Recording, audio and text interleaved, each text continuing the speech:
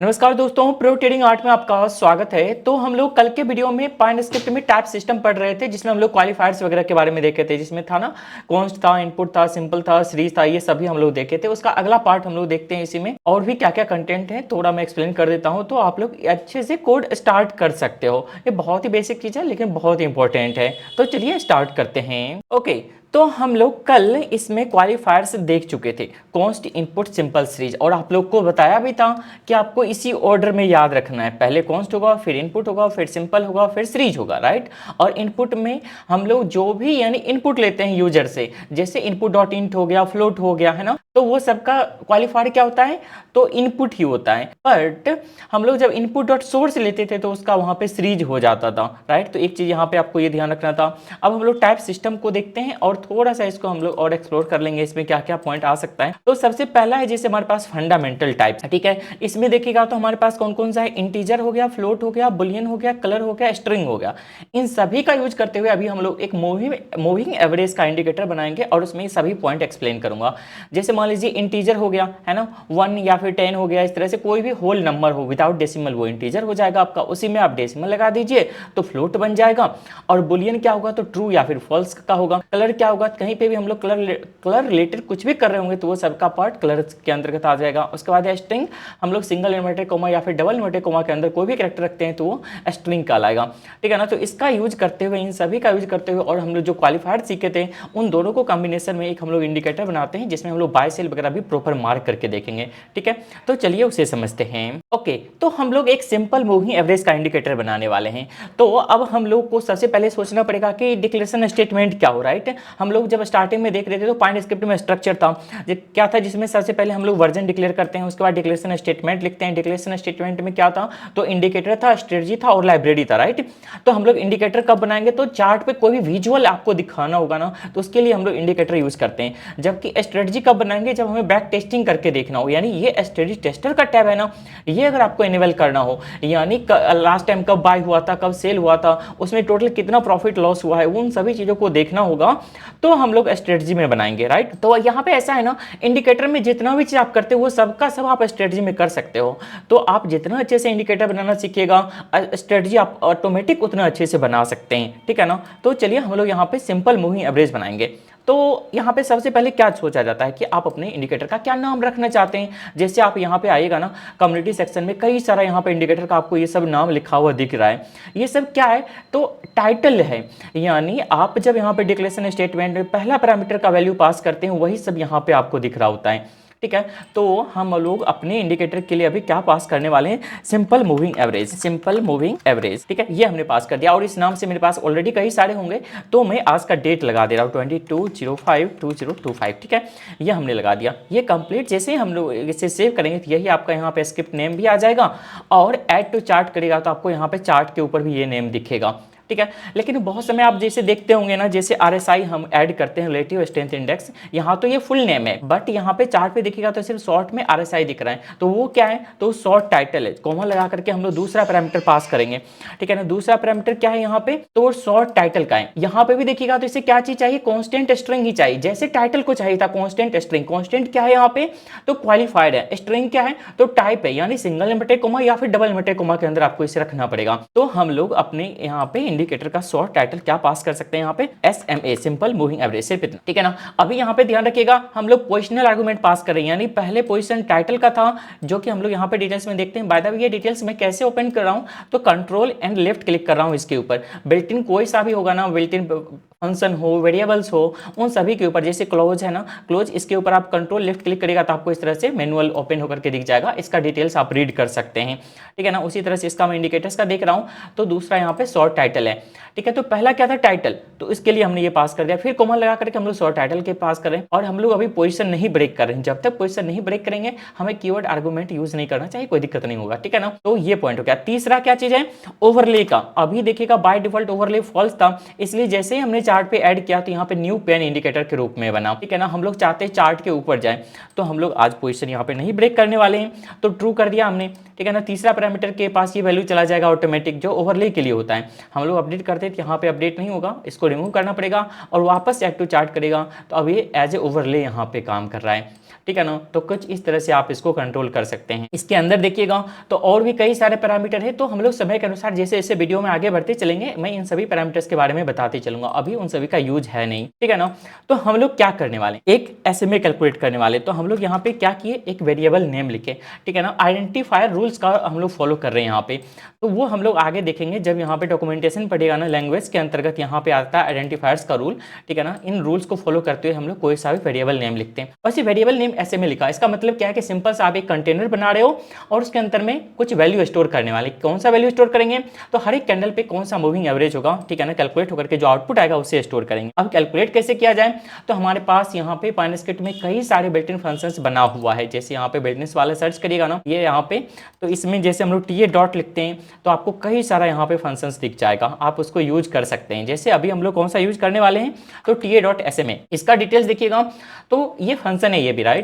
अगर फंक्शन और वेरिएबल्स में आपको डिफरेंस समझना होना तो सिंपल सा ये समझिए, जिसके साथ आपको पैरेंथेसिस दिख रहा हो, ओपनिंग एंड यहाँ पे क्लोजिंग, ठीक है, वो आपको फंक्शन होगा। जैसे प्लॉट, ओपनिंग एंड क्लोजिंग, ये फंक्शन है। एसएमए में हमने वैसा कुछ भी नहीं किया है, ठीक है ना।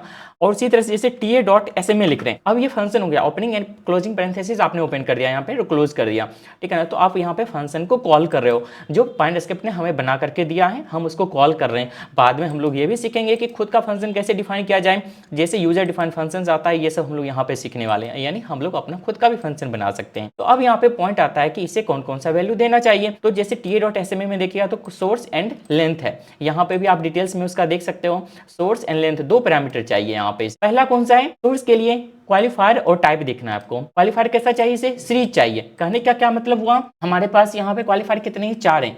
कौन कौन सा, ISS, constant input simple series. इसे क्या चीज चाहिए, सीरीज, ठीक है ना। ये हम लोग पास करने वाले, इसका मतलब यानी इसके ऊपर का कोई सा भी चलेगा इसके लिए, ठीक है ना। और टाइप कैसा होना चाहिए, इंटीजर या फिर फ्लोट, ठीक है ना। तो इंटीजर जैसे हमारे पास 1 हो गया, फ्लोट में क्या हो जाएगा, इसी में 1.0 अगर कर देते हैं तो इंटीजर या फिर फ्लोट हमें चाहिए। और लेंथ कितना पीरियड का, यानी आप इसमें कैलकुलेट करना चाहते हैं, ये भी कैसा है, सीरीज और इंटीजर है, ठीक है ना। सपोज हम लोग 50 पीरियड का चाहते तो 50, अब ये क्या होगा, कांस्टेंट होगा, कभी चेंज नहीं होगा, ठीक है ना। तो वो चीज हम लोग यहाँ पे चेंज करके देखते हैं कि किस तरह से ये काम करेगा, सभी वैल्यू को यानी पास करेंगे। तो अगर हम लोग यहाँ पर देखें, अब यहाँ पे पहला सोर्स है तो हम लोग क्लोज का यूज करते हैं, यानी क्लोज के ऊपर हम लोग चाहते हैं। अब लेंथ है, लेंथ हमने सपोज 50 कर दिया। अब ये रिटर्न करके क्या दे रहा होगा, तो इसका भी वैल्यू देखिएगा तो आपको सीरीज और फ्लोट वैल्यू रिटर्न करके दे रहा है, ठीक है ना। सीरीज एंड फ्लोट रिटर्न करके दिया, यानी इस SMA का अब हमारे पास एक न्यू वेरिएबल बना है, तो इसका भी आपको दोनों चीज होगा, क्वालिफायर होगा और टाइप होगा। तो क्वालिफायर कैसा होगा, तो अभी हमने देखा ये सीरीज रिटर्न करके दे रहा है, तो ऑब्वियसली ये सीरीज होगा और टाइप फ्लोट होगा। अब यहाँ पे प्लॉट का देखिएगा ना, यहाँ पे पहला पैरामीटर क्या है इसका, सीरीज है। अब ये सीरीज चाहिए, इंटीजर या फिर फ्लोट चाहिए, और हमारे पास वैल्यू क्या अवेलेबल है, तो वो भी सीरीज, यहाँ पे फ्लोट अवेलेबल है। यानी हमारे पास इस SMA में सीरीज और फ्लोट अवेलेबल है, क्वालिफायर एंड टाइप। और यहाँ पे इसको क्या चीज चाहिए, सीरीज चाहिए और हमारे पास फ्लोट अवेलेबल है, यानी सेम वैल्यू अवेलेबल है, तो हम लोग इजीली यहाँ पे प्लॉट करवा सकते हैं इससे। तो इस SMA को हम लोग यहाँ पे पास कर दें, ठीक है। अब अपडेट करते हैं तो देखिए चार्ट पे हमें प्लॉट होकर के मिल गया। लेकिन अगर आप यहाँ पे बिल्ट इन SMA या वगैरह यूज करते होंगे ना इंडिकेटर, तो उसमें क्या होता है कि हम लोग इन वैल्यू को डायनेमिक रखते हैं, यानी यहाँ से चेंज कर पाते हैं। तो वो किस तरह से करेंगे, यानी इन सभी के लिए हमें इनपुट लेना पड़ेगा, जो यानी यूजर सेटिंग से चेंज कर सकता है। तो इनपुट किस टाइप का चाहिए, जैसे ये क्लोज हमारा सोर्स है, ठीक है ना। तो हमारे पास इनपुट डॉट सोर्स इस नाम का हमारे पास फंक्शन है बना हुआ, तो इसको हम लोग यूज कर लेंगे। यहाँ पे भी आप डिटेल्स में देखिएगा तो फिर से आपको कई सारा पैरामीटर मिले, ठीक है ना। जो जरूरत होगा वही हम लोग पास करने वाले। जैसे पहला है डिफॉल्ट वैल्यू और फिर है टाइटल। डिफॉल्ट वैल्यू में क्या क्या चाहिए, ओपन, हाई, लो, क्लोज, ये सभी वैल्यू आप पास कर सकते हैं। उसके बाद टाइटल क्या है, तो कांस्टेंट स्ट्रिंग। अब तो ये टाइटल के लिए याद हो गया होगा आपको कि कांस्टेंट स्ट्रिंग यूज करते हैं हम लोग, राइट। तो वो हम लोग यहाँ पे पास कर देते हैं। डिफॉल्ट क्या है, क्लोज, और यहाँ पे टाइटल क्या हो जाएगा, सोर्स, ठीक है ना। इस तरह से हमने लिख दिया। और ये भी कुछ वैल्यू रिटर्न कर रहा होगा, तो इसको भी हम लोग कहीं होल्ड कर सकते हैं। तो SRC नाम के वेरिएबल में हमने इसे स्टोर कर दिया इस तरह से। अब इस SRC को हम लोग इसके जगह पे यूज कर सकते हैं, ठीक है। अब यहाँ अगर देखिएगा यहाँ पे, तो हम लोग क्यों ना 50 को भी डायनेमिक कर दें। तो यहाँ पे 50 क्या चीज चाहिए, यहाँ पे इंटीजर चाहिए, सीरीज इंटीजर चाहिए, ध्यान रखिएगा।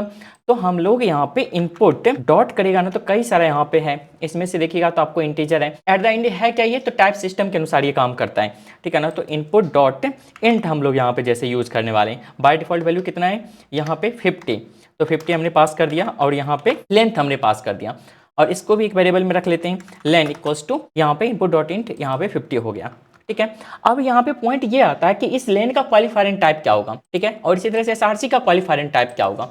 तो यहाँ पे हम लोग देखे थे इस एसआरसी का क्वालिफायर क्या होगा, इनपुट से हमने लिया है लेकिन ये सीरीज होगा, जबकि इनपुट डॉट इंट ये हमने इनपुट से लिया है, तो ये इसका क्या होगा, इनपुट होगा, ठीक है ना। और टाइप कैसा होगा, तो इंटीजर होगा, इनपुट इंटीजर, जबकि हमें यहाँ पे क्या पास करना है, सीरीज इंटीजर पास करना है ना। अभी हम देखे थे डिटेल्स में, इसका वापस से दिखा देता हूँ। ये डॉट एसएमए यहाँ पे सीरीज इंटीजर चाहिए, और हम लोग पास करने की क्या कोशिश कर रहे हैं, यहाँ पे हमें क्या चीज मिला था, इनपुट इंट पास करने की कोशिश करें, यानी CISS में हमें क्या चीज चाहिए, सीरीज, और हम लोग पास क्या कर रहे हैं, इनपुट, ठीक है ना, क्योंकि हमने इनपुट से लिया है। तो ये इजीली काम करेगा, क्यों, क्योंकि हम लोग हायरार्की के अनुसार देखे थे, अगर बॉटम का कोई सा भी है तो ऊपर का सभी चलेगा उसके लिए, ठीक है ना।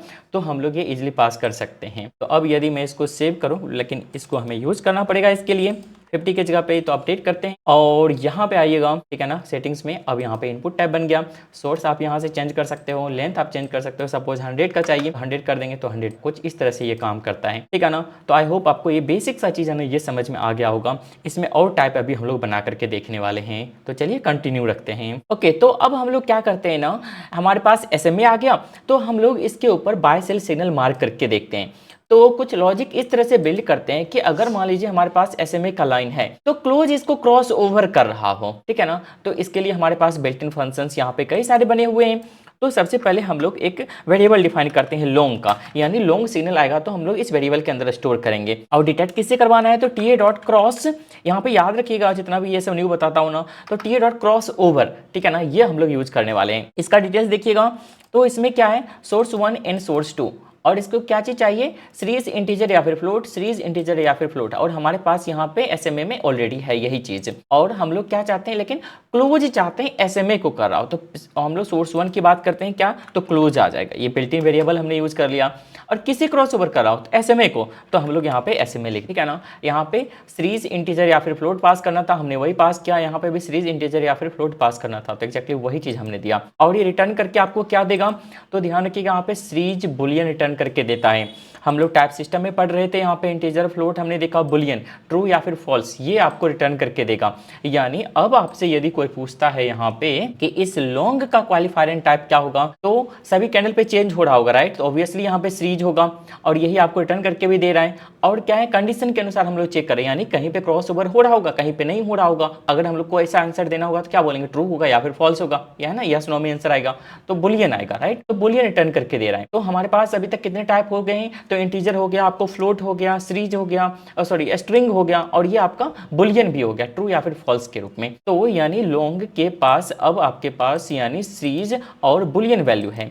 और प्लॉट को यहाँ पे क्या चीज चाहिए, सीरीज इंटीजर या फिर फ्लोट चाहिए, बुलियन तो इसे चाहिए नहीं। तो अब हम लोग यहाँ पे दूसरा फंक्शन देखने वाले हैं, जिसको हम लोग प्लॉट शेप बोलते हैं, ठीक है। अब इस प्लॉट शेप का डिटेल्स देखिएगा, तो इसे क्वालिफायर में क्या चीज चाहिए, सीरीज चाहिए, और यहाँ पे टाइप में इंटीजर, फ्लोट, बुलियन, तीनों में से कोई सा भी इसे चलेगा।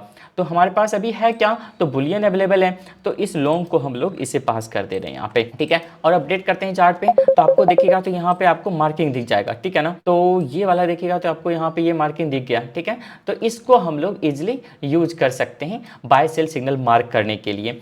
तो अब जैसे प्लॉट में देखिए ना, तो हमारे पास यहाँ पे कई सारे यहाँ पैरामीटर्स अवेलेबल हैं, उसी तरह से हमारे पास यहाँ पे प्लॉट शेप में भी कई सारे पैरामीटर्स अवेलेबल हैं, ठीक है। तो हम लोग समय के अनुसार इन सभी पैरामीटर्स को देखने वाले हैं। तो अभी के लिए हम लोग इसमें टेक्स्ट का देखते हैं, ठीक है ना। और टेक्स्ट का जब डिटेल्स देखिएगा तो यहाँ पे कांस्टेंट स्ट्रिंग चाहिए, जैसे टाइटल को कांस्टेंट स्ट्रिंग चाहिए होता था, उसी तरह से इसे भी हम लोग कांस्टेंट स्ट्रिंग देने वाले हैं। यानी जहां पे भी ये बाय बन रहा होगा, इन लॉन्ग का कंडीशन आ रहा होगा, तो हम लोग टेक्स्ट लिखने वाले। तो ध्यान रखिएगा, टेक्स्ट यहाँ पे इस नंबर के ऊपर है, यानी हम लोग क्या कर रहे हैं ना, यहाँ पे दूसरा वैल्यू लिखने वाले हैं कोमा लगा करके। फर्स्ट वैल्यू हमने लिख दिया, पर दूसरा वैल्यू इसमें तो टाइटल का है ना, पैरामीटर यहाँ पर देखिएगा तो ये हमारे पास टाइटल का है, पर हम लोग पास क्या करने वाले, टेक्स्ट, यानी हमने पोजीशन ब्रेक कर दिया, यानी अब हमें कीवर्ड आर्गुमेंट के रूप में वैल्यू पास करना पड़ेगा, ठीक है ना। तो कीवर्ड यानी टेक्स्ट है, तो टेक्स्ट हमें सबसे पहले यहाँ पे लिखना पड़ेगा और उसका हम लोग वैल्यू पास करेंगे। किस रूप में चाहिए था? कांस्टेंट स्ट्रिंग के रूप में। तो हम लोग स्ट्रिंग कैसे बनाते हैं? सिंगल इन्वर्टेड कोमा या फिर डबल इन्वर्टेड कोमा, उसके अंदर हम लोग सिंपल से क्या लिख देंगे? बाय लिख देंगे। तो अपडेट करते हैं चार्ट के ऊपर, तो आपको इस तरह से बाय यहाँ पे दिख गया, ठीक है ना।